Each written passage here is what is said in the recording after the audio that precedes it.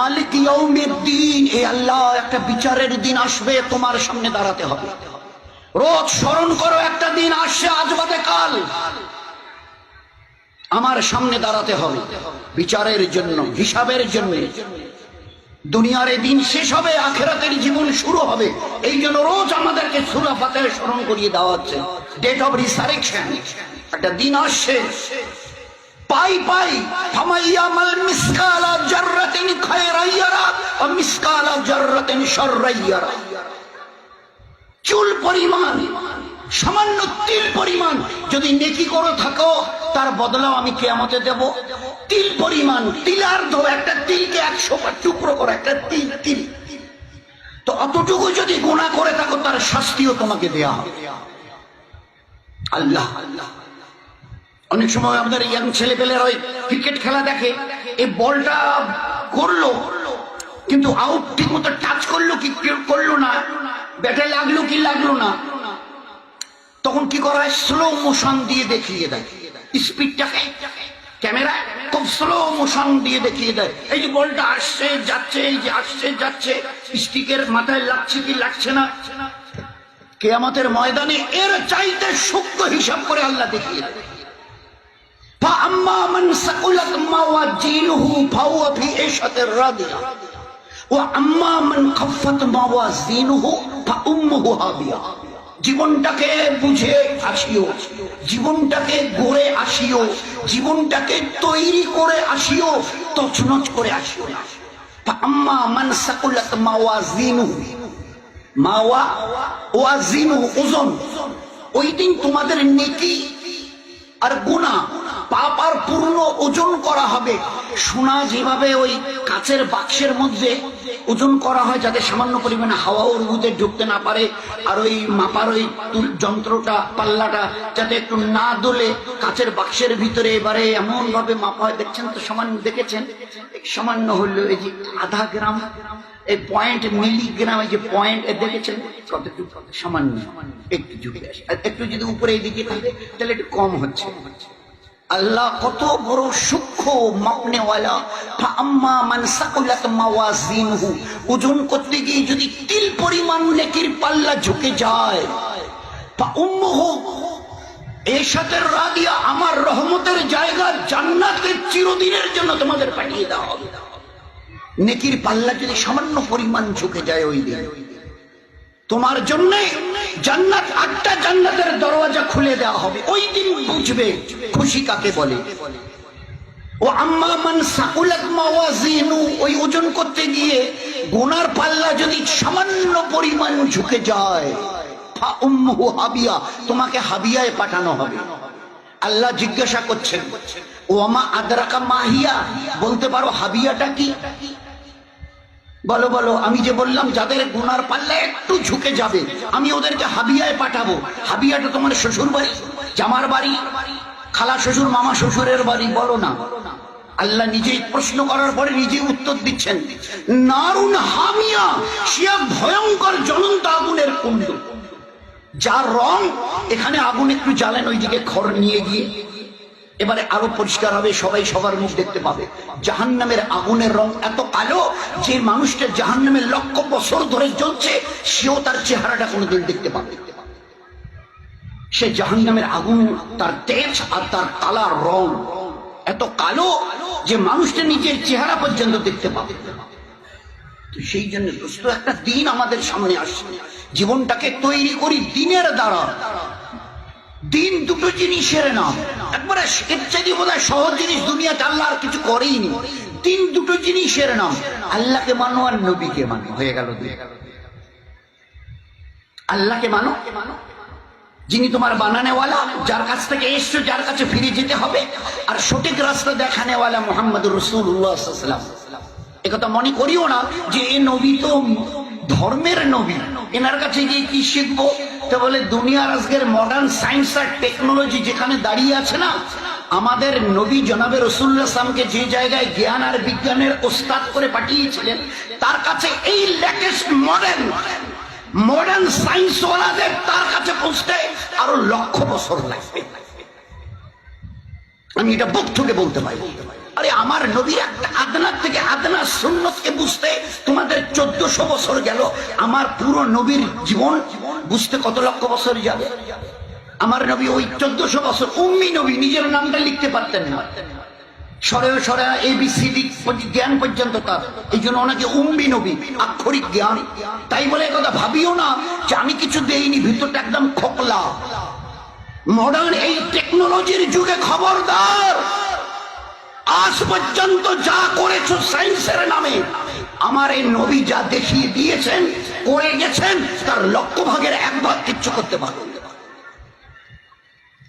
As for example, 1500 বছর দাঁড়িয়ে বলছে তোমরা এটাকে শোকটান বলছে, আমি নবী এটাকে বিপদের কারণ বলছি। নবীর IQ, নবীর সায়েন্স, নবীর IQ, দূরদর্শিতা। দিন কয়েক আগে বলতে এটা শোকটান, এর নামই দেয়া হয়েছিল শোকটান, আজ থেকে 30, 40, 50 বছর আগে। এখন আর ও কথা বলেও না, আর ওরকম লেখা লেখেও না। যত দামি সিগারেটও উপরে লেখা আছে, cigarette smoking is injurious to health, but why it will be there? ও মডার্ন সায়েন্স ওয়ালারা, কি করলে আজ পর্যন্ত তোমরা? একটা মোবাইল হাতে নিয়ে কি বলছে, লে লো দুনিয়া মুঠি মে, আর হাতের সিগারেট, এত দামি সিগারেট, আর তার গায়ে লেখা আছে প্যাকেটটার দাম 150 টাকা, 10টা সিগারেটের দাম, একটা স্টিকের দাম, সিগারেটের দাম 15 টাকা করে, আর উপরে লেখা আছে ধূমপান স্বাস্থ্যের জন্য ক্ষতিকারক। এখানে যে ক্ষতিকারক ব্যাকটেরিয়াটুকু আছে, জীবাণুটুকু, ভাইরাসটুকু, কেন এটাকে বের করে, এটাকে বের করা গেল না? যাচ্ছে না? গোটা দুনিয়া যেখানে নিজের হাতের মুঠোয়, সত্যি তাই করে দেখিয়েছে সায়েন্স ওয়ালা, অস্বীকার নেই আমাদের। কিন্তু আমার দামি সিগারেটের প্যাকেটে এখনো লেখা থাকবে কেন? Why it will be there? আমার নবীর নজর, আমার নবীর পারদর্শিতার বিদ্যা, এটাকে অ্যাভয়েড করার ক্ষমতা তোমাদের নেই, চাই যত চেষ্টা তোমরা করো। সিগারেটটা টান দিলে কতটা ব্যাকটেরিয়া তৈরি হয় আল্লাহ পাক নবীকে দেখিয়ে দিয়েছেন। এই নবী আমার শুধু নামাজ, রোজা, হজ, যাকাতের কথা বলবার জন্য যায়নি, জ্ঞান ও বিজ্ঞানের যা কথা বলেছে বুঝতে তোমাদের লক্ষ বছরে তো 1300 বছর গেল, লক্ষ বছরও লাগবে, লক্ষ বছরও লাগবে।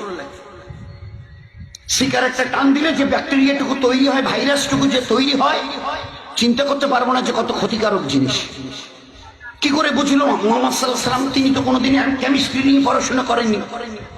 9, 10 এর ছেলেরা, 7, 8 এর ছেলেরা কেমিস্ট্রি পড়ে, ফিজিক্স, কেমিস্ট্রি, তো তার তো 1, 2 বিদ্যা নেই। তিনি কি করে জানলেন যে সিগারেট ধূমপান করলে এর একটা ব্যাকটেরিয়া তৈরি হয়, ভাইরাস তৈরি হয়?